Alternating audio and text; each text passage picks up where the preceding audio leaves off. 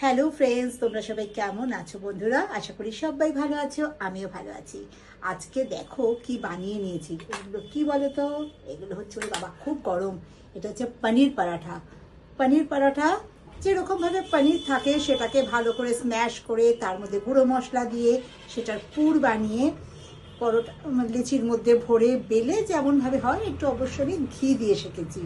ব্যাস, পনির পরাঠা নিয়ে নিয়েছি দুটো। আর এই যে কষা কষা একদম দেখতে পাচ্ছ বন্ধুরা, কষা কষা আলুর দম, নিরামিষ আলুর দম, আদা জিরে বাটা দিয়ে করেছি আর টমেটো দিয়েছি। ব্যাস, এই আজকে এখন বিকেলবেলা এটাই আমার জল খাবার। ভীষণ ভীষণ ভালো লাগে।